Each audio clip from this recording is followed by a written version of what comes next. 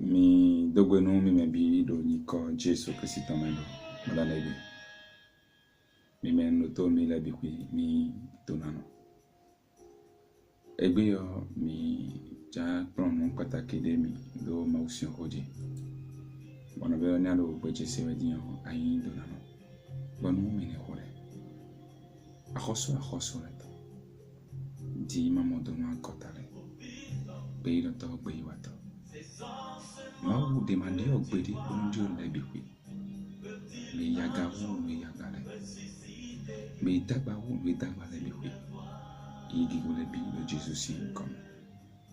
Me lo na be podo mi po fo podo mi po. Ki go lebi ko ni nkoteto. Lo Jesus Christi mau yo si kom.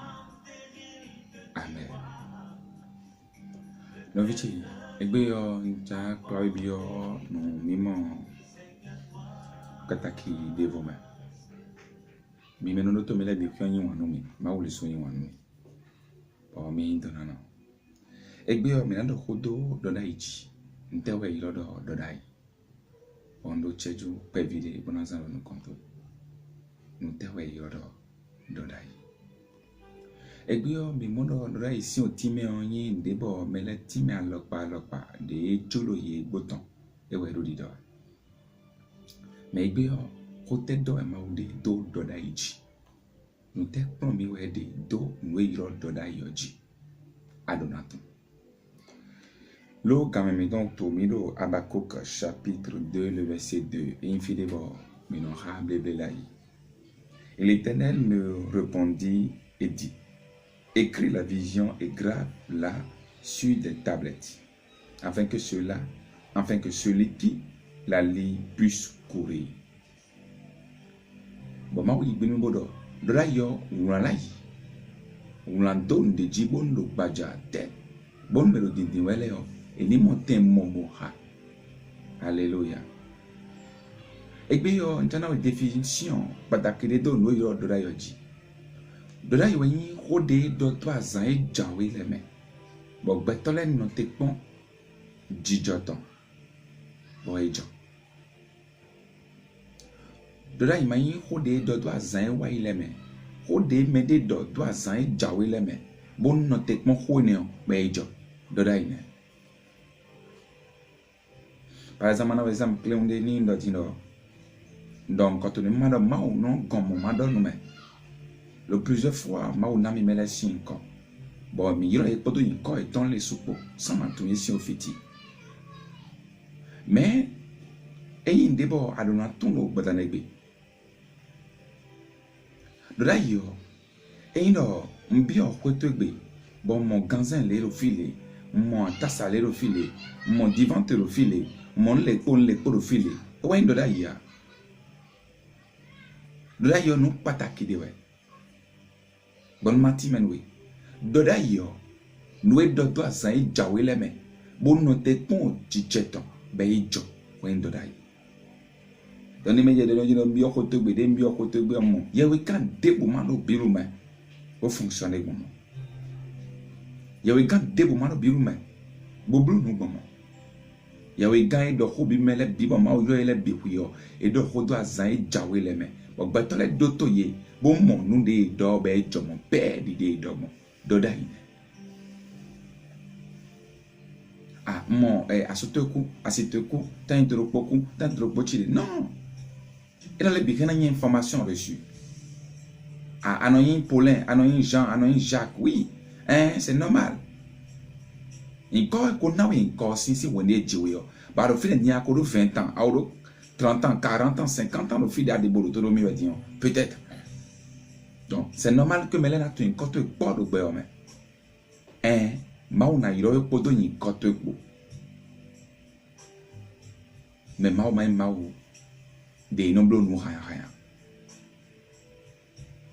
magbe do ma okuno yoro me bodo yin comme ton le sopo magbe mais ganzin mole non et donc Jérémie nyewe yoro bodo yin koto pobo zonzo we Jérémie no ko Jérémie si ma considérer non di dodai wani nous donne Jérémie mo Jérémie do bo Isaïe bile bi ku mo ba jeji joji dodai ne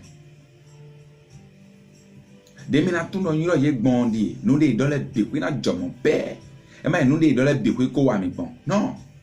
Nous wa mi pon ko wa yiwe. Nous jawe so zantan wa intéressé bi.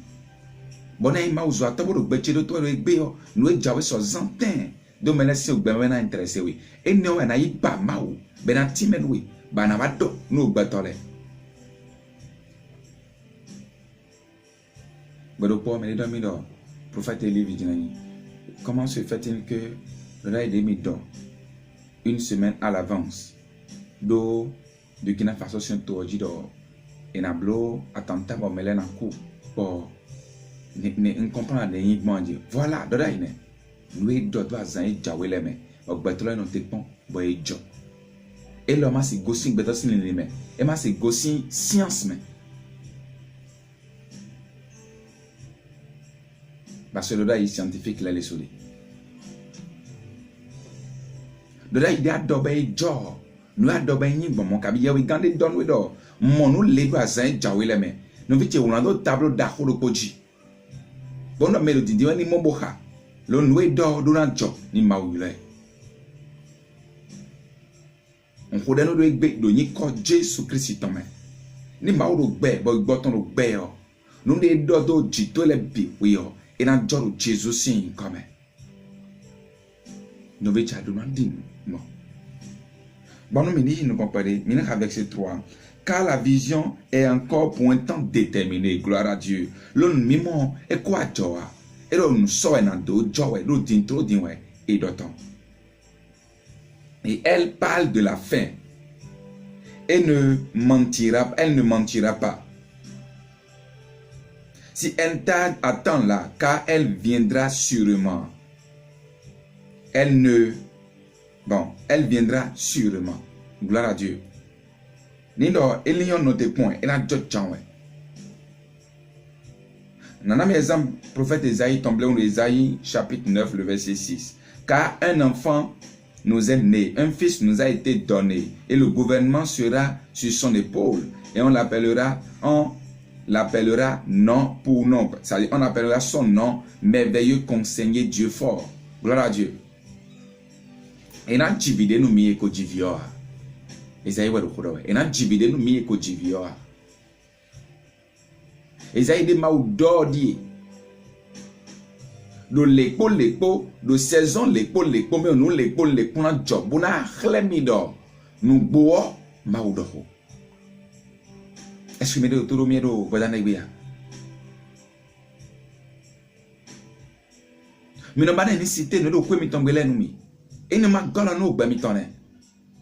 Mano mau na gon ma chleme. E rena chleme. Mais mai mau de no wa zo podo glogbo kabi, de no wa zo podo Jean nyedi ekpo. Non. Attendez, on a pris mi do de là il podo nous mi le sumi yon poji. Mbami mi do todo mi le mi ni yon anu oholo. Boze mi de Jonah. Ben akla mi Jeffi dahu de melema ko dialo Jesus sin comme.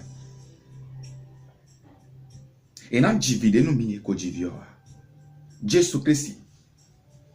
Nazareth ton kodeli et na divide nous mi e ko divi mon koto. Bon nous mi ni Ésaïe chapitre 11 le verset 10. Et en ce jour-là, il y aura une racine d'Ésaïe, se tenant là comme une bannière des peuples. Les nations le chercheront et son repos sera gloire. Donc, nous doit zaini ongbeyo, gloire à Dieu. Doit zaini ongbeyo. Ok, a zaini ongbeyo. Nous devons nous kochoa. Jésus Christ est kolwele. Et le siècle gege wa chobo ko Esaïe do ejo ma wede khle. E wazon Abakuk do mi won la yi. Oh pasteur Tio, et do ami ça dit hein, pasteur Tio, ami ça dit me do dion et aidan do adolescence te bekunwe. Alors oui, c'est bon. Mais adolescence te yo, c'est wende jiwe wa doto le kona. Donc ena no source de me Jean ouais. Nous ne mako wa we abe do, nous en wa ndo dai. Tout récemment, je suis voyagé pour le prophète Élie Vidinani, je suis voyagé mini kodenumi ondo kenyo bon il m'a aussi nous comme le kawa de nous content de nous voir les familles bondoni ndani mi iton ndo ponanja mais gosi fibo jetto mais dans l'hôtel miton mais l'hôtel miton nous vide na wa nous les pots nous venant do bon ho miton il m'a ron yo hôtel de dia lo mission de bayi no anso pata kile hôtel de dia no mo bon ho mais parce que blo ni la do petit jumelle on faire son bien na mo me de mais